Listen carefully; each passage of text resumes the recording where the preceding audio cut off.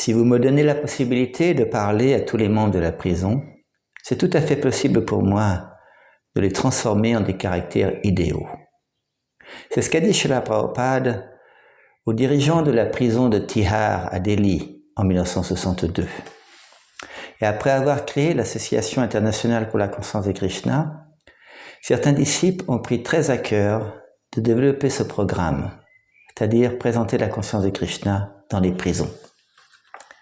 C'est pour cela qu'un ministère, le ministère des prisons de l'ISKCON, a été créé. Et le but de ce ministère est d'amener la science du Bhakti Yoga à la conscience de Krishna aux prisons à travers le monde entier. De donner des opportunités aux détenus de pratiquer la conscience de Krishna et de les guider dans leur pratique spirituelle. Chandramouli Maharaj, un disciple de Srila Prabhupada, a écrit plusieurs livres sur ce ministère des prisons. Un de ces livres s'appelle Holy Jail, Freedom Within Captivity. La sainte prison, liberté en captivité. Dans ce livre, il nous explique les origines de ce ministère des prisons. Il nous explique qu'en 1971, simultanément aux États-Unis et en Inde, ce ministère s'est développé. Aux États-Unis, principalement avec Chandrasekhar Prabhu, et en Inde, principalement avec Dinabandhu Prabhu, Sarvabhauma Prabhu et Devi Shakti Mataji. Les dévots qui ont pris à cœur ce service ont développé une correspondance avec les principaux dirigeants de la prison, leur demandant s'ils pouvaient aider les prisonniers à devenir de meilleures personnes. Pour cela, ils étaient tout à fait d'accord pour envoyer les livres de Srila Prabhupada pour les mettre dans les bibliothèques des prisons.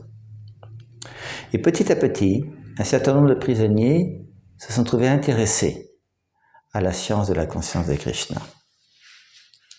Certains prisonniers étaient là depuis 10, 20, 30 ans dans les prisons.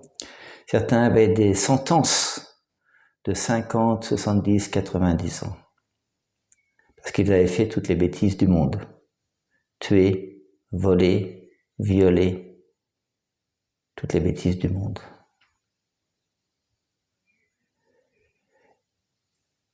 Et en développant ce programme, les dévots se sont aperçus que les livres de Srila Prabhupada sont magiques.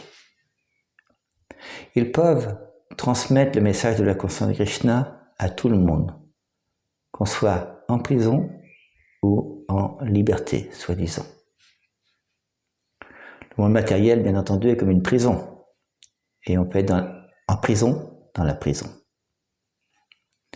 Dans ce livre, Chandramouli Maharaj nous présente le développement de ce programme, principalement aux États-Unis et en Inde. Et il nous transmet beaucoup de témoignages de dévots et également de beaucoup de détenus dans leur approche de la conscience de Krishna. Certains dévots, avec beaucoup de compassion, ont essayé d'aller voir dans les prisons. Quelquefois, il y avait des révoltes dans les prisons, de la violence, trafic de drogue. Mais leur détermination a impressionné certains prisonniers. Et on explique que les grands pionniers de ce programme des prisons aux États-Unis sont Chandrasekhar Prabhu, qui continue à faire ça depuis le début, et puis une dévote qui s'appelle Shyama Priya Mataji, qui a quitté son corps il y a plus de 10 ans.